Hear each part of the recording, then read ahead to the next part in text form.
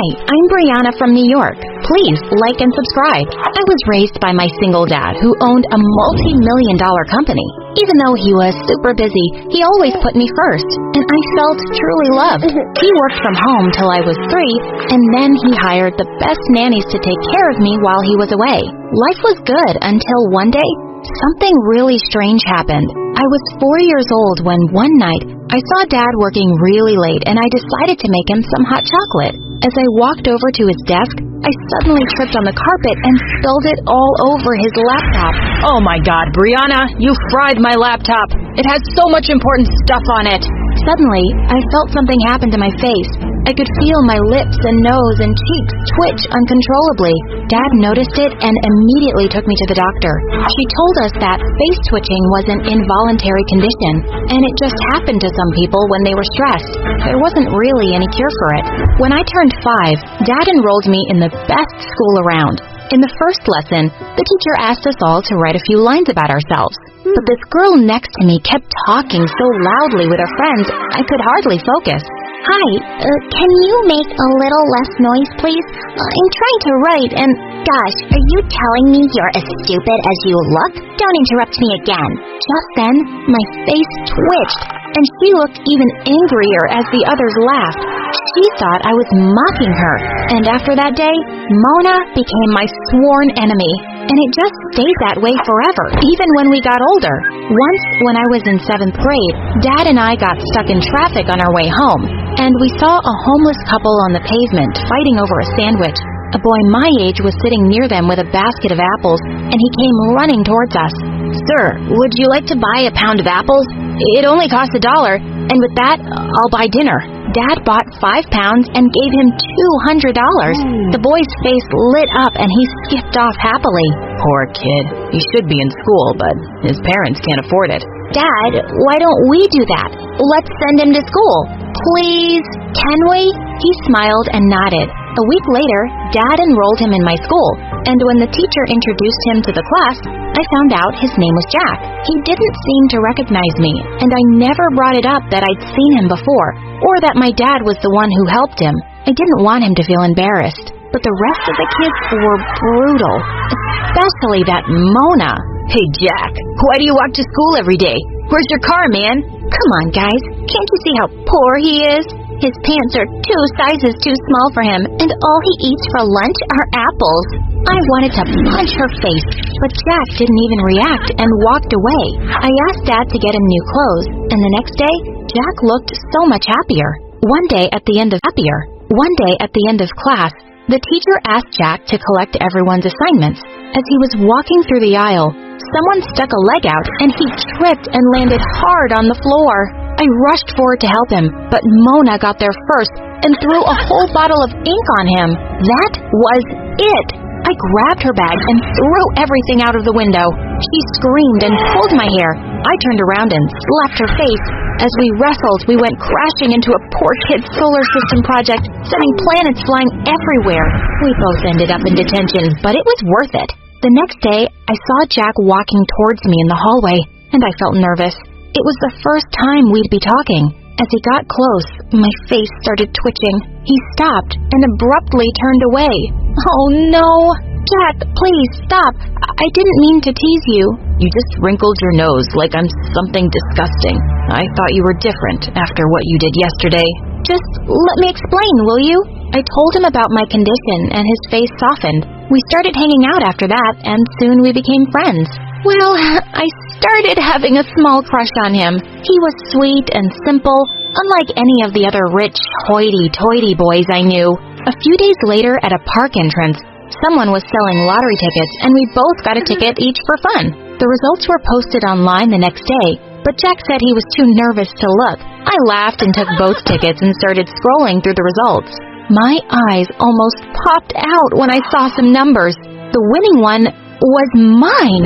OMG, I just won the $10 million lottery. I didn't really need it, but this money could change Jack's life. So without another thought, I switched our tickets. Oh my God, Jack, you've won freaking $10 million! Can you believe this? He stared at me in shock, then started whooping and jumping around like a crazy monkey. It was the best moment of my life. I was so excited to meet him after the weekend, but as soon as I entered school, I spotted him in a corner surrounded by some kids, including Mona. Gosh, couldn't they just leave him alone? I rushed forward and shouted, "Just knock it off and stop bullying." No, Brianna, relax. They're my friends. I stared at him in disbelief. Friends? These guys? Turns out, Jack was on the local news for being the lottery winner, and now everyone in school was suddenly his friend. Kids were swarming over to our table at lunch and nearly knocked me off trying to sit closer to him. Everyone wanted to know what he'd do with his millions. And, well, he was spending them. One day, the flashiest yellow sports car drove up to school, and Jack jumped out of the back seat. He was now wearing branded clothes and carrying the latest iPhone, showing everyone pictures of his mansion. I was really happy for him, but he was suddenly so busy with all these new people and going to parties, I barely got to see him anymore. So one day, I texted him to ask if we could meet later, and he said he'd love to take me out for dinner. In fact, he picked out a really fancy restaurant, and it kind of felt like a date? But I was so mad when I kept waiting for 3 hours, and he never showed up. He wouldn't even pick up his phone. On my way home, we were driving past some cafes when suddenly I yelled at my driver to stop. I spotted Jack under a streetlight, putting his scarf around a girl's neck and pulling her in for a kiss. And the girl was freaking Mona. I stormed over to them. "What the heck, Jack? You stood me up for dinner, and what are you doing with her?" He's kissing me, twitchy face, because I'm his girlfriend. His what? Jack, are you crazy? Gosh, Brianna, I totally forgot about dinner. And no, I'm not crazy. Mona has apologized for everything to me, and she's actually really sweet. No, she's not, Jack. Can't you see she's suddenly into you because you're rich? That's why all those other people are your friends too. What's your problem, Brianna? Why can't you just be happy for me? Does it bother you that I'm not your poor friend anymore? The one you can feel sorry for and take care of? You just can't stand that I'm as rich as you now. I can't believe you just said that. And suddenly, my face started twitching horribly. God, I hate when your face does that. It's so annoying. I snapped and slapped him across the face. I don't even know who you are anymore. And with that, I ran back to my car with angry tears down my face. I was heartbroken, and I told Dad everything that had happened that night. I'm so sorry, sweetheart, and I'm sad to hear Jack's turned out this way. He'll soon realize he's lost the best friend he ever had. Well, it didn't look like it would be anytime soon, because he and Mona were now the hottest new couple in school. I could hardly stand to look at those two, but thankfully, the next few weeks, I was too busy working with my science club members to see much of them. Some professors from Harvard were coming to judge our projects, and we had a chance of winning a spot in a super exclusive summer program. When it was my turn to speak out at our presentation, I started off really confident. But just then, I spotted Mona and Jack in the auditorium pointing and making faces at me. I tried to focus, but I felt so flustered. My face started twitching, and I forgot all my words. I turned to leave, and I tripped and crashed straight into our project. As I saw Mona and Jack laughing from the corner of my eye, I picked myself up and ran away from there. I couldn't believe my best friend had become a spiteful jerk, ruining everything for me. I just never spoke to him again. A few days before the end of high school, I was walking past the principal's office when I saw Jack inside. What's happened to you this past year? You've ignored all my warnings, and now you've failed 3 subjects. You're not graduating high school. You'll have to repeat a year. What? Come on. Surely we can find another solution. How about I pay you 10 grand and you make my bad grades go away? Get out of my office, Jack. I quickly walked off before he could see me. He was so smart, but he'd just been wasting his time over stupid things. And Mona publicly dumped him the same day when she found out because she said she didn't want to be with a loser anymore. I graduated high school with flying colors, and of course, Dad came to attend. Oh, hello, sir. I wasn't expecting to see you here. Well, I was hoping to see you graduate along with my daughter, Jack. Your daughter? What's her name? Brianna. What? Brianna is your daughter? Yes. In fact, she's the one who insisted I send you to school all those years ago. You have a lot to thank her for, son, including that lottery ticket you think you won. I was gathering my stuff from the locker when suddenly I found Jack standing behind me. What do you want? Brianna, I know what you did. What kind of crazy person gives away $10 million? What? How do you know that? It doesn't matter. Just tell me, why did you do that for me? Jack, when I saw you as a kid on the roadside, it broke my heart to think you didn't get as lucky as me to be born to rich parents. That lottery ticket was also just dumb luck. I didn't do anything to deserve it, but I really believed you deserved a better life. I still believe that, and I don't regret giving you the money at all. I can't believe I was such a terrible jerk to the best person in my life. I'm really, really sorry. I don't deserve your forgiveness or your friendship, and I won't ever bother you again. Goodbye, Brianna. I hope you have a wonderful life.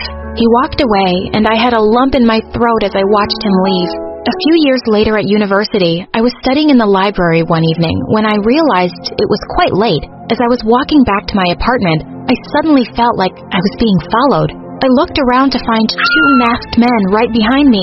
I tried to run, but they caught up instantly, and one of them snatched my bag as the other pushed me to the ground. Just then, someone came out of the shadows and punched one of them. To my shock, I saw it was Jack.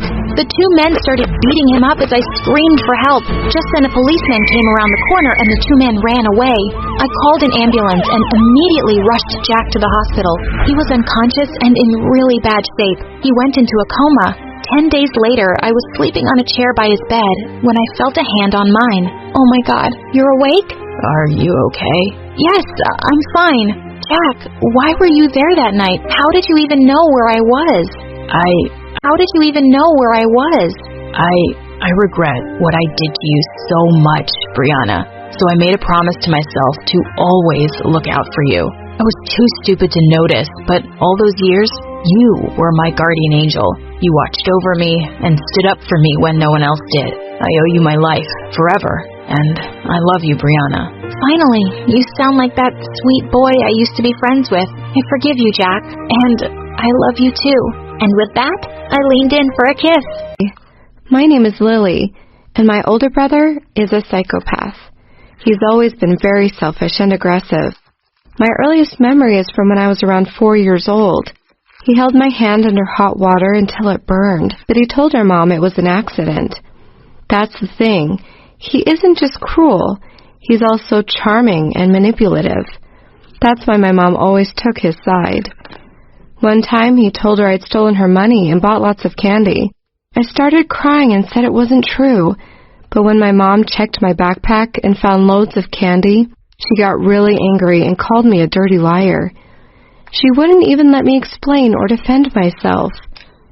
I felt like no one cared about me, and the only friend I had was my cat, Lulu.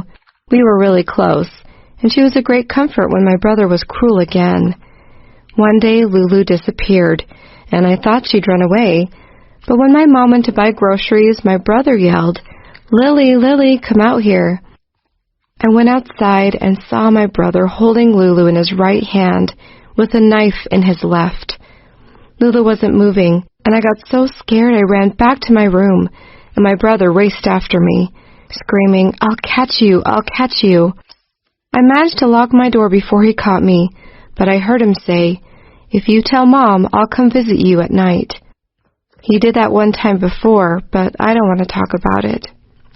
He also ruined my 18th birthday. He was mad at me because I thought I ate his stupid tuna sandwich, so he tied me up and forced rat poison down my throat. Luckily, I immediately puked, but I still went to the emergency room to be safe. And having your stomach pumped is not fun.